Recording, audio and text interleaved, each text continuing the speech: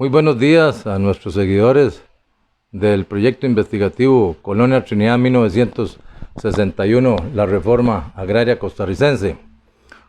Hoy domingo 14 de febrero del año 2021 nos hemos trasladado nuevamente a la comunidad de Limbo de Peñas Blancas para traerles a ustedes una entrevista y una conversación que vamos a sostener con don Misael Cerdas Umaña, a quien cariñosamente le decimos y le conocemos con don Memo. Él es uno de las 25 familias palmareñas que el ITCO, el Instituto de Tierras y Colonización, en el año de 1963 benefició con una parcela en el asentamiento Colonia Trinidad. Debemos de recordar que en el año 1963, cuando el instituto soluciona el problema del conflicto agrario judicial presentado con los precaristas y los ocupantes de la finca, con esas 180 familias, hizo un levantamiento topográfico de toda la finca, estableciendo la medida en 2.548 hectáreas. Y el diseño de parcelación estableció 205 parcelas de uso agrícola, pero también dejó 4 grandes centros de población para que los beneficiarios, las familias beneficiarias, pudieran construir en esos lotes sus viviendas y también áreas comunales para recreación y para la infraestructura rural que iban a necesitar esas nuevas comunidades. Esos 4 centros de población fueron Chachagua, el Abanico y el sector Ángeles, y también el Limbo de Peñas Blancas. Sin lugar a dudas, el Limbo tiene una connotación muy especial, porque precisamente esas 25 familias provenientes del cantón de Palmares fueron asentadas en esta zona junto con otras 10 o 15 familias más. Entonces, tal vez antes de empezar con el tema, don Misael, si nos comenta un poco sobre sus orígenes allá en Palmares, sobre su familia.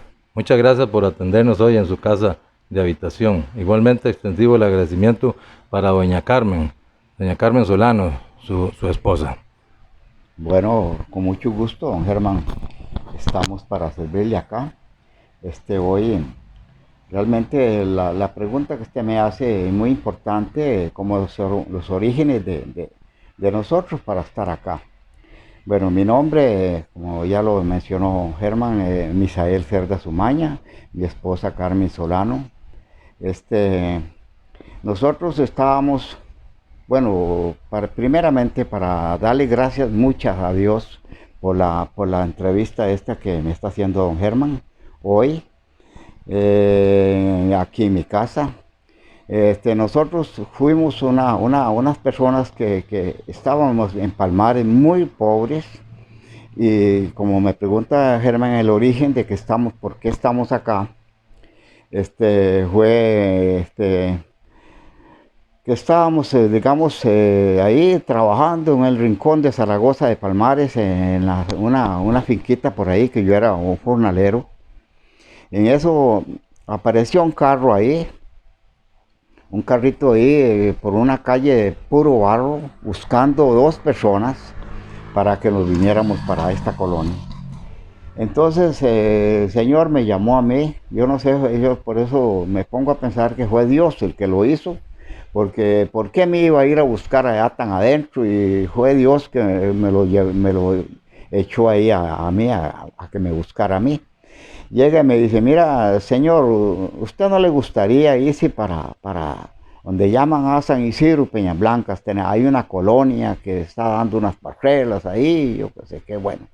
Entonces yo no lo pensé 2 veces. Yo estaba muy pobre y yo era ya un campesino, me gustaba mucho el trabajo, la montaña me gustaba mucho. Entonces le digo: claro que sí, sí me voy. Entonces de una vez me apuntó ahí. Entonces la otra persona que andaba, que apareció ahí, fue Miguel Arias, perdón, no recuerdo el segundo apellido. En eso ya encontró las 2 personas y se vino muy tranquilo ya para Palmares, otra vez para donde estaba. Ya había conseguido las 25 personas, que en ese tiempo los vinimos para acá a formar un grupo de 25, como les digo, en esta colonia que éramos de Palmares, San Ramón y Buenos Aires de Palmares. Ah, bueno. ¿Y cómo fue, don Memo, cómo fue ese traslado? ¿Cómo fue que a ustedes les comunicaron? ¿Había una organización? Eso nos interesa saber, cómo fueron seleccionados o quién tuvo que ver, digámoslo así, para que ustedes fueran seleccionados. ¿Cuáles personas recuerda usted? Bueno, las personas que dice usted seleccionadas para que los trajeran para acá.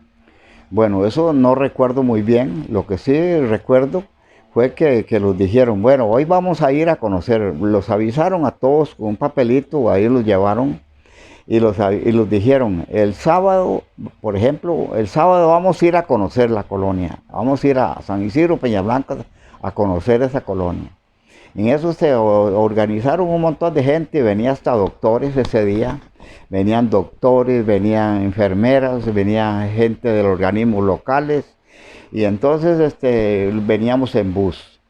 Llegamos en bus, llegamos a San Carlos, ahí en San Carlos los bajamos y ahí almorzamos y los hicieron ahí el reconocimiento y yo venía hasta medio enfermo, ahí venía doctor y entonces me hizo algo y ahí de ahí los vinimos para acá, yo no recuerdo de ahí, eso sí llegamos a San Isidro de Peñas Blancas porque cuando eso no había puente, pero yo no, bueno, de eso no recuerdo muy bien. Me olvidó ahorita cómo propiamente llegamos acá, pero yo creo que ya era que ya había un puente. Me parece que había un puente en San Isidro de Peñas Blancas. Entonces, porque me parece que el bus llegó hasta San Isidro. Ahí hicimos una reunión, pues ahí estaban casi todas las personas que estaban en la colonia. Hicimos una reunión ahí y ahí los vinieron a enseñarla, a que conociéramos la parcela cada uno. Ahí nosotros ya estamos muy felices de la vida porque ya yo sabía cuál era la parcelita que me tocaba y muy feliz de la vida. Okay. ¿Recuerda usted si don Macedonio Solórzano y don, ¿cómo se llama? Don Deseado Barbosa tuvieron que ver con esa selección de esas familias para poderlos dotar de parcela acá en Colonia Trinidad? Por supuesto que sí, principalmente don Deseado Barbosa fue uno de los bastiones, digamos, para nosotros, porque él fue uno de los que ayudó a buscar las personas y hizo muchísimo por nosotros, don Germán. Sí. Okay.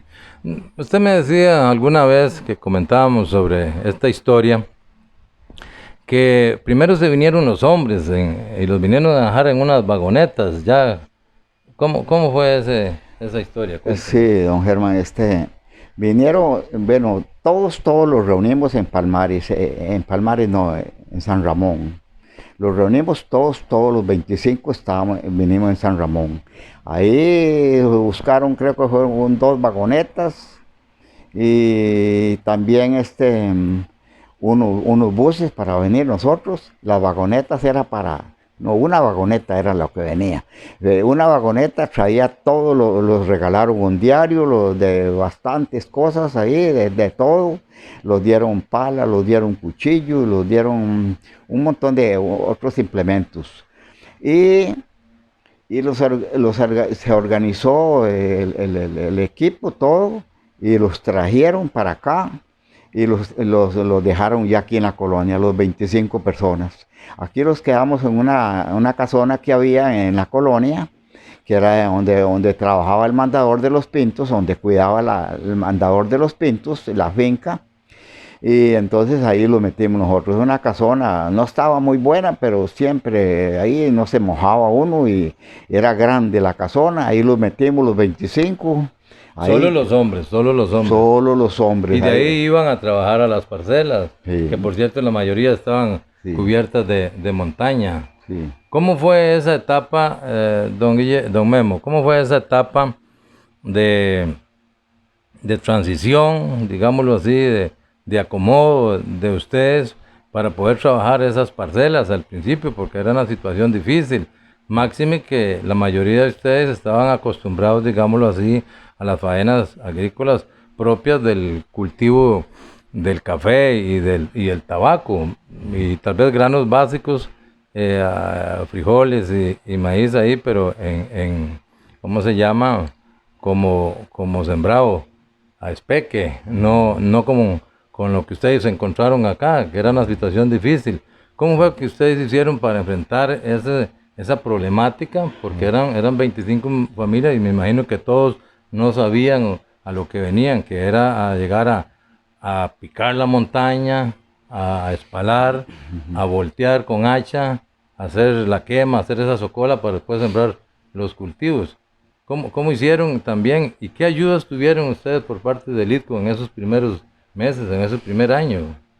Bueno, primeramente lo que le quiero contar, nosotros organizamos para trabajar la parcela porque los regalaron una cajuela de maíz y los dieron también media cajuela de frijoles en esos días que estábamos acá.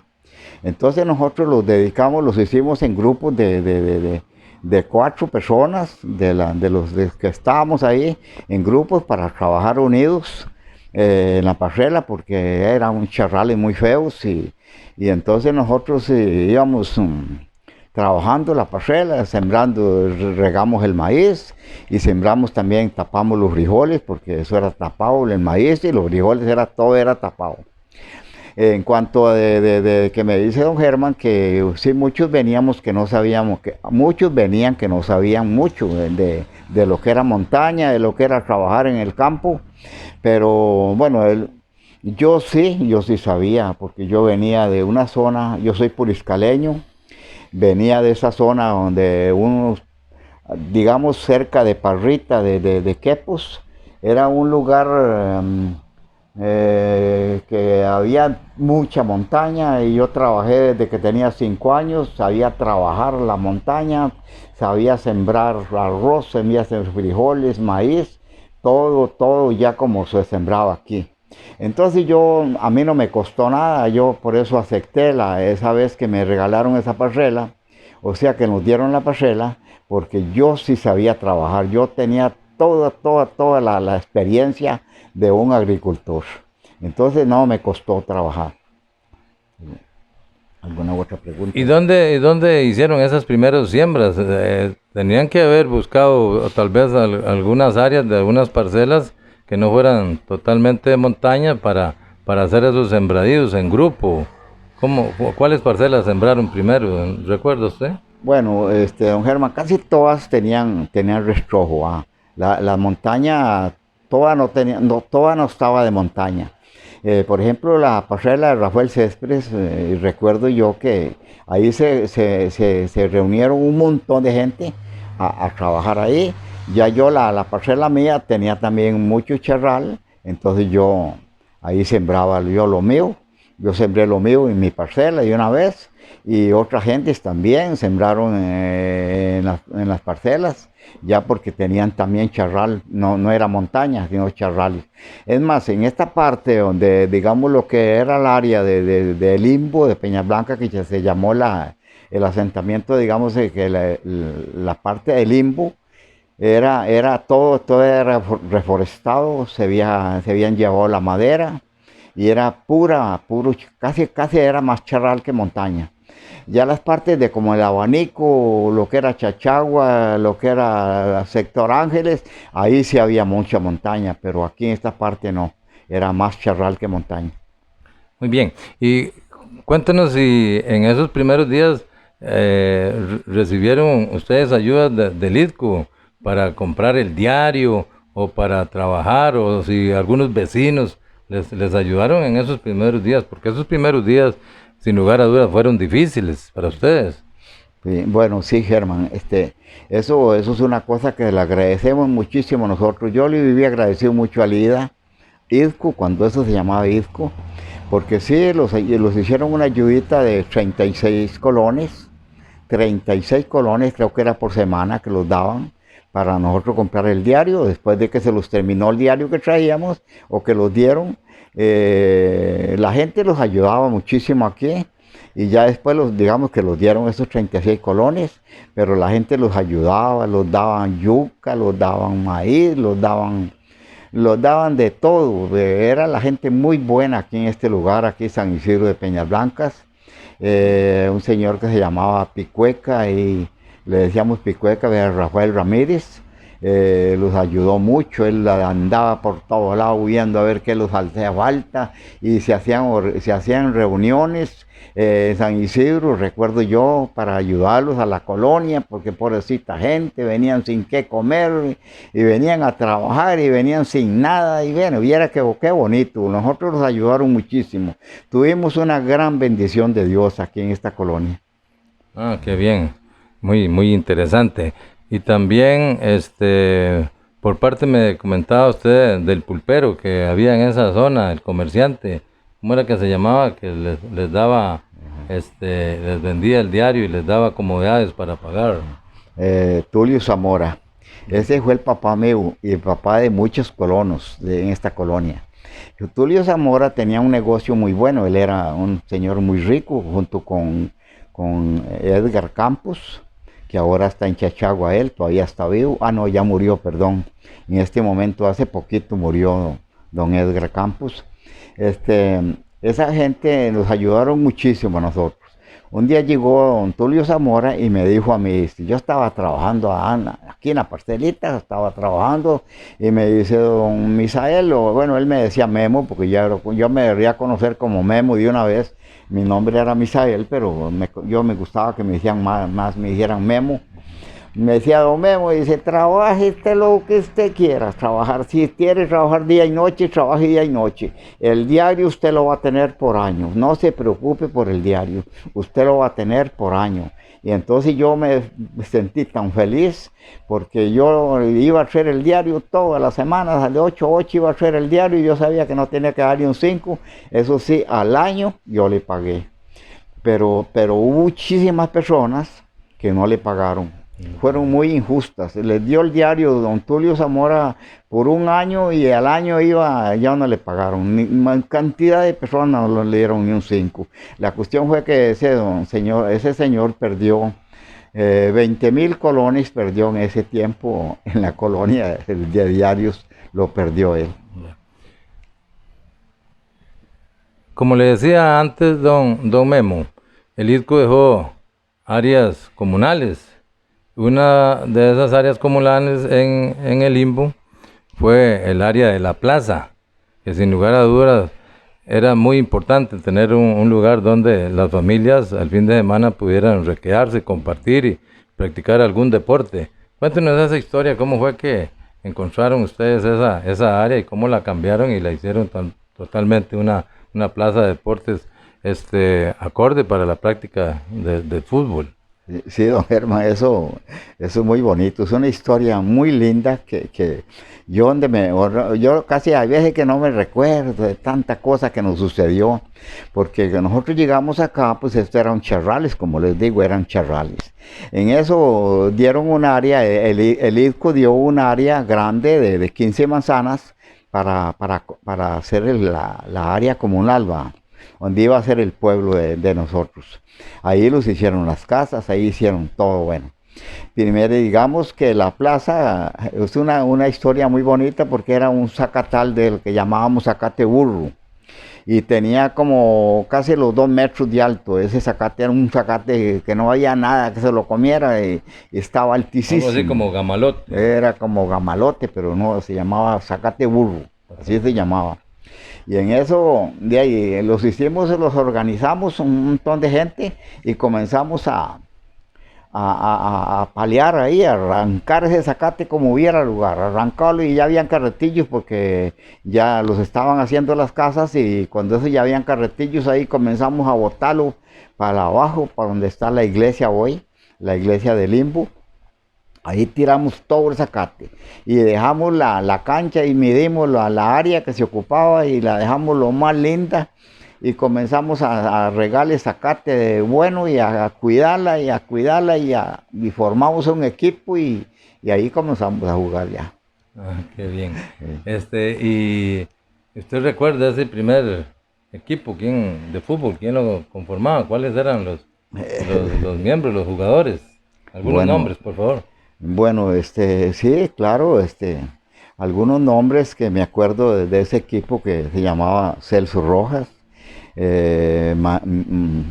Pacheco, o Rafael Pacheco, eh, bueno, Francisco Ugalde, como le decía un día, teníamos otros jugadores que venían de La Vega que se llamaba Frede y Hugo Durán.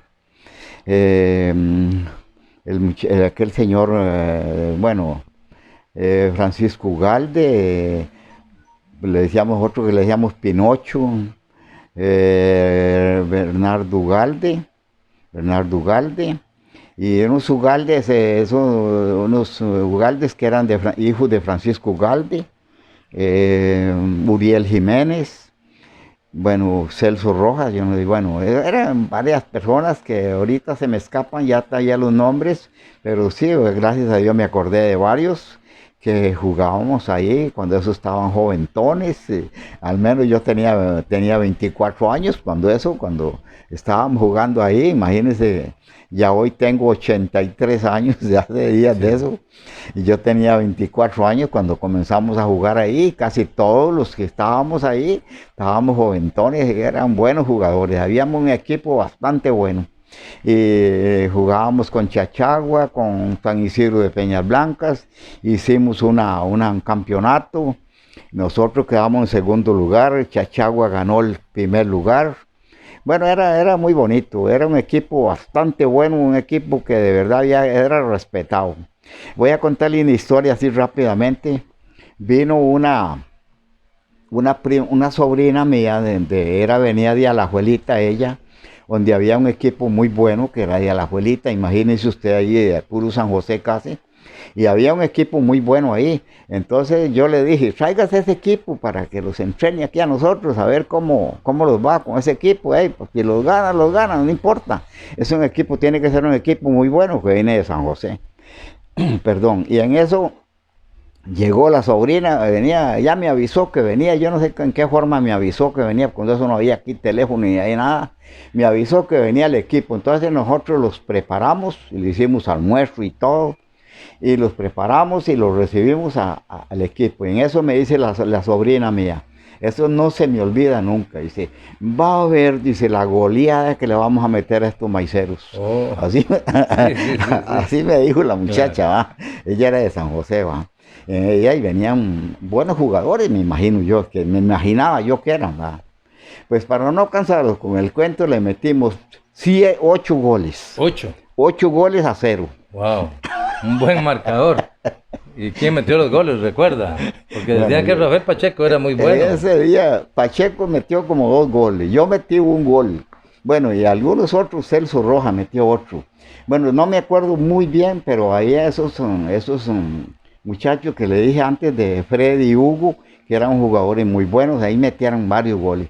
Bueno, la gran cuestión es que estas muchachas de Yehué están enchiladas. Ya. Sí, sí, sí. Qué buena historia.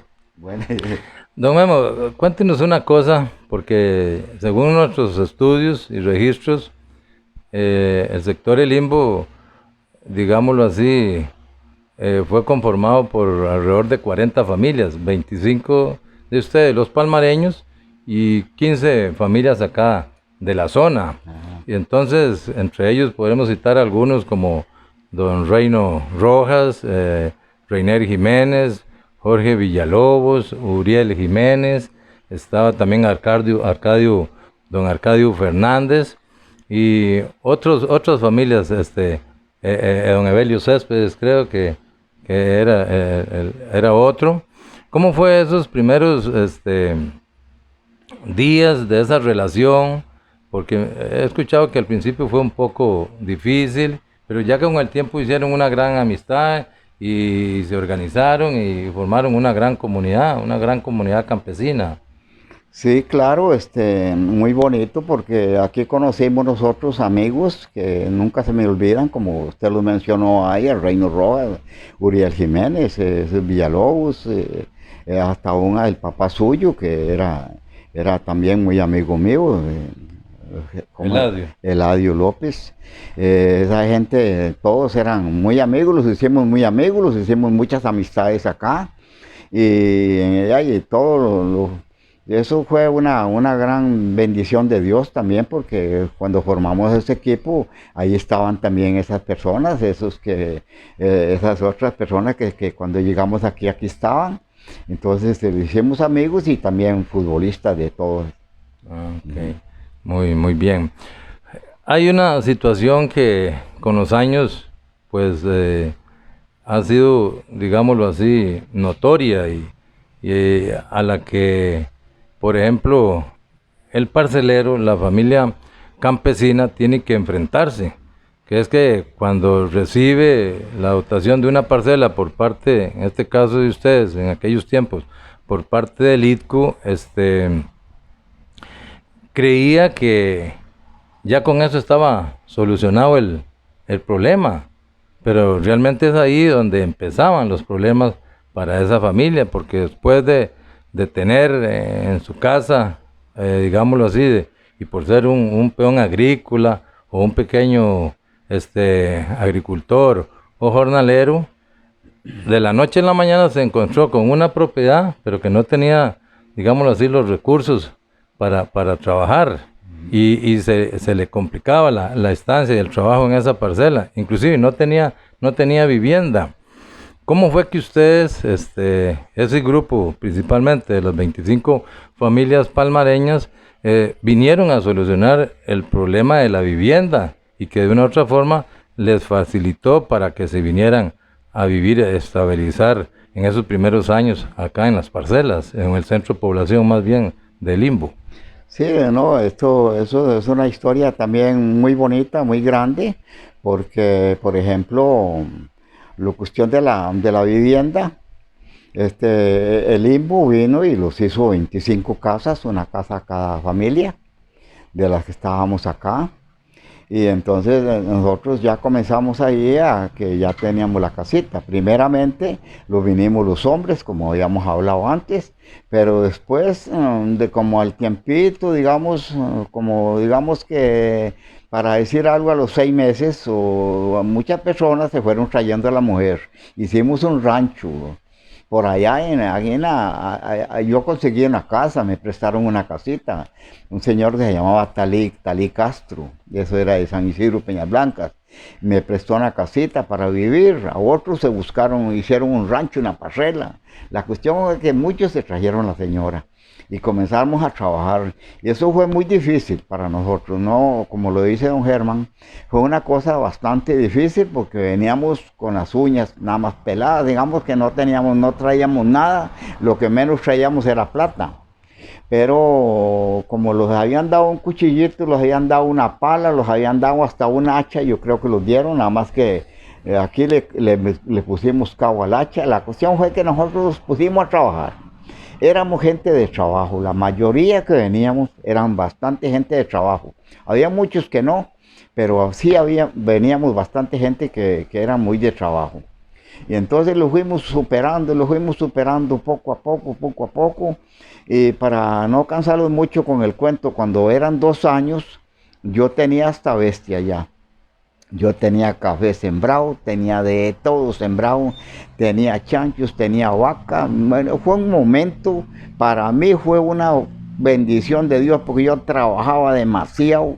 Cuando fueron 2 años o 3 años ya yo tenía casi de todo porque yo sembraba demasiado arroz. Yo cogía 80 quintales de arroz por año, cogía cantidad de frijoles y para el gasto, para el maíz y todo, y el arroz yo lo vendía y entonces hacía plata. Y entonces comencé ya yo a vivir bastante bien. Yo fui una de las personas que le agradezco a Dios eso, que salí adelante solito, no tuve que jornalear ni un día. Más bien como al año, 2 años, ya yo tenía un peón, 2 peones, por siempre, todos los días y echaba peones ya, porque ya me la jugaba. Bueno, Claro, sí, muy importante, don Memo. sí. Pero cuéntenos cómo fue el proceso de construcción de esas viviendas, porque fue un periodo largo para construir esas viviendas, de dónde sacaban la madera, si esas 25 familias cooperaron, el INBO envió operarios, dónde rajaban la madera. Cuéntenos sobre eso, Sí, más detallado, por favor. Sí, el asunto de las casas, bueno, el IDA cooperó ahí también, pero el INBO fue el que se organizó y se vino y trajo máquinas cortadoras y hasta rajaban palos y de todo, y nosotros rajábamos madera acá, y la casa la fuimos construyendo entre toda la familia, los 25 personas, los organizamos todos a trabajar. Trabajábamos 5 tal vez un día en las casas y íbamos a la parcela también a trabajar en las tardes un rato, y siempre estábamos trabajando, haciendo la casa, porque eso fue algo muy importante para nosotros, saber que íbamos a tener una vivienda y ya más tranquilos. También había un señor que se llamaba Hernán, un Barrientos, me olvidó el nombre ahorita, que él rajaba la madera, y era por parte del IDA, que el IDA que lo mandaba a él. El IDA lo mandaba a él y también el INBO le ayudaba. Rajábamos madera, sacábamos madera, pero casi toda la madera la traía el INBO. Casi toda la madera la traía el INBO. Eran montones de madera, digamos, de tabla, muy buenos, laurel, y traía la madera de cuadro, toda la traía. Venían un montón de camiones con madera, y ahí la tiraban, y ahí los organizábamos a trabajar todos nosotros, sí. Fue muy bonito entonces ese proceso de construcción de las viviendas hasta que se pasaron. Pero ¿cómo hacían con el agua? Porque cuando eso no habían acueducto, y cómo hacían también con la electricidad para alumbrarse, porque Copelesca fue creada en 1965, ya tenían ustedes 2 o 3 años de estar en las casitas. ¿Cómo hicieron para obtener el agua potable y con qué se alumbraban? Sí, bueno, el agua potable los hicieron 2 pozos, Limbo. Dos pozos perforados, ¿dónde estaban No, ubicados? pozos con pala y pico se hacían. Ok. 2 pozos eran con pala y pico que se hacían. Y aquí había gente que trabajaba en eso, entonces el Limbo les pagaba a ellos para que hicieran esos pozos, y entonces ahí teníamos el agua potable, el alumbrado, no es el alumbrado, ese era con candelas y canfineras que llamábamos, con canfín. En fin, de alguna manera. ¿Dónde estaban ubicados esos 2 pozos? Esos 2 pozos estaban, uno ubicado ahí donde está la escuela hoy, y donde está la iglesia hoy también. Ahí estaban los 2 pozos, uno abajo y otro arriba. Entonces las familias, todas las 25 familias, y bueno, y la de los otros colonos también de la zona, tenían que trasladarse a esos pozos para recoger el agua y llevarla a sus casas, ¿o cómo hacían? No. Por ejemplo, los colonos no. Los que estaban aquí tenían su pocito ya allá, y han hecho su ranchito allá en la parcela. Y ya en el Limbo lo que habíamos ubicado nada más era la gente, los 25 parceleros que veníamos de Palmares y veníamos de afuera, pues. Esas personas eran las que se beneficiaban del pozo. Okay. Las otras personas no. Esas personas tenían su pozo en la parcela y su rancho en la parcela. Ya solamente nosotros, sí. Venían todos los días a los pozos a llevar. Estaba cerquita las casas, ya cuando los vinimos para las casas, ya el pozo íbamos a traer agua al pozo. Con una bomba, pues tenía el pozo con bomba.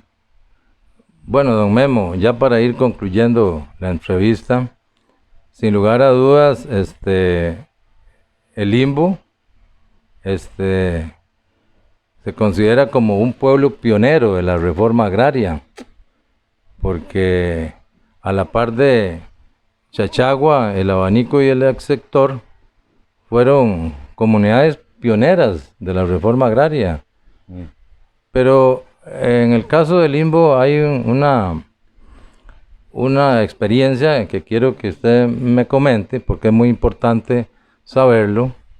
Y aunque con los años de experiencia del IDCO, IDA y ahora INDER, pues sabemos que es parte del proceso de selección y Pero tengo entendido y según nuestros registros que de las 25 familias palmareñas, en el transcurso de 5 años, o sea, desde el año 1963 que se les entregó la carta de adjudicación, al año 1968, cuando se entregaron los primeros títulos de propiedad, o sea, las escrituras, ya alrededor de 16 o 17 familias de los palmareños se habían ido o habían dejado las parcelas. O sea que solo un tercio, un 30-33%, alrededor de 8 o 9 familias, eran las que permanecían trabajando y con esas parcelas, que inclusive fue a las que el instituto les entregó la escritura. De acuerdo a su experiencia y que usted vivió esa realidad, ¿cuáles son las razones que usted considera para que esos compañeros pues se devolvieran para Palmares y desistieran de continuar con la parcela, trabajándola? Y bueno, para contestarle la primera pregunta que me hizo, eso, el IMBU fue un pionero de verdad de la reforma agraria, porque nosotros éramos especiales, porque veníamos de Palmares, un grupo sin nada, sin un grupo, como decir, de indigentes, podríamos decirlo así, que veníamos a meterlos aquí a trabajar. Entonces el IMBU tenía que, por razones especiales, se organizaron y les hicieron esa casita. El resto de la gente, no, porque ellos tenían su parcela y ellos vivían acá, y hicieron su casita. Ya mucha gente tenían de todo, hicieron su casita en la comunidad donde ellos estaban, en la parcela. Y la segunda pregunta, ¿cómo era? Sí, ¿cuál fue el problema?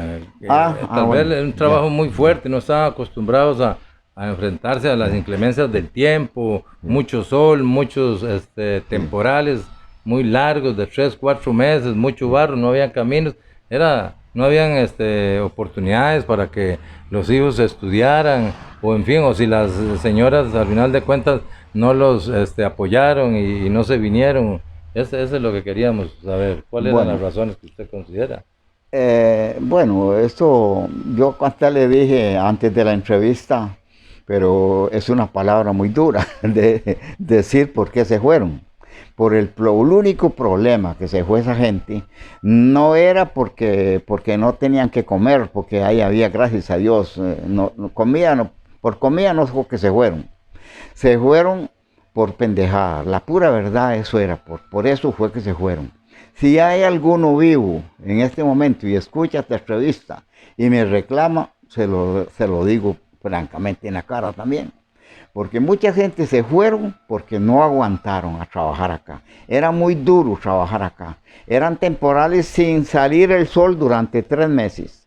Entonces uno tenía que trabajar mojado todo el día, y levantarse y ponerse el pantalón mojado porque no teníamos ropa, la camisa mojada, las botas húmedas. Bueno, aquello era terrible.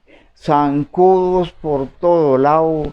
Aquí había de todo daño, de todo perjuicio para la gente. Entonces dice la gente, no hombre, ¿qué yo voy a estar haciendo aquí en esta cochinada? La verdad sí dijeron. Muchas personas, yo lo recuerdo, que así lo hablaron. Y para mí era una bendición de Dios, pero para esa gente no fue bendición de Dios. Porque muchas personas, alrededor de 15 personas, se fueron yendo dentro de por decir algo, un año. Ya se habían ido más de 15 personas. Y después se fueron otras, ya cuando tenían 3 años, se fueron yendo otras personas. Pero sí, muchas personas se fueron porque no aguantaron a trabajar aquí. Otra cosa, una cosa que me recuerda fue ese señor era muy valiente, Jorge Palma, que usted me dice que va a entrevistar unos hijos de ellos para otras cosas. Ese Jorge Palma era muy valiente, pero un día, vea, tenía ya la parcela, mejor dicho, sembrada, tenía parcela, tenía plátano, tenía café ya cosechero, ya un café casi de 2 años tenía. Y tenía de todo sembrado, era muy valiente, ya tenía muchachos, él era muy valiente. Pero un día se sentó en la repisa de la casa, que ya los habían dado la casita, ya los habían dado casa, y allá hacía tiempo de estaba ahí. Y se sentó en la repisa y cogió una libreta y le puso 25,000 pesos que los cuesta la parcela, 12,000 pesos, algo así, que los hayan dado de ayuda, y otras platillas que que se debíamos salir. Bueno, la gran cuestión, pasó raya y le salieron como 30 colones o un poquito más de plata. Y entonces dice, a ver, aquí ni el diablo paga esto. Entonces a mí me lo dijo él, dice, aquí nadie puede pagar esta plata. Esta plata nosotros la vamos a estar debiendo 25,000 pesos. ¿Quién nos va a pagar? Nadie. Entonces me jalo de aquí.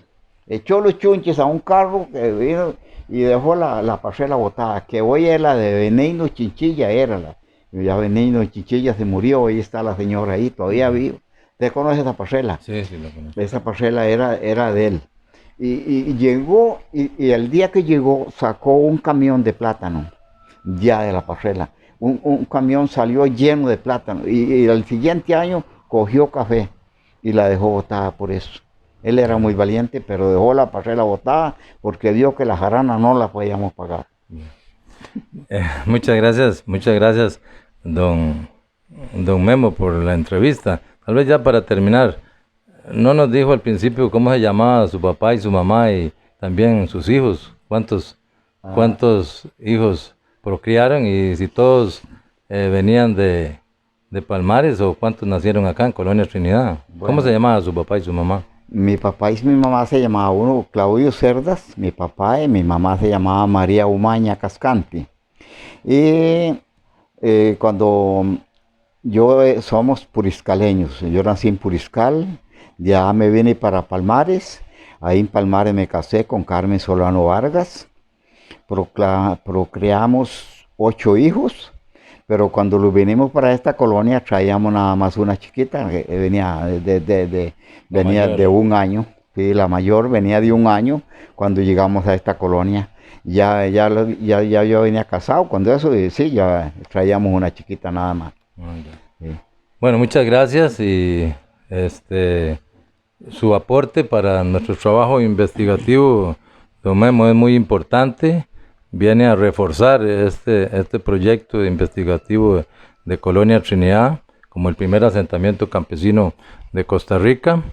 Y nos despedimos con nuestro eslogan: Colonia Trinidad 1961, tierra costarricense para el desarrollo humano campesino. Muchas gracias por la atención.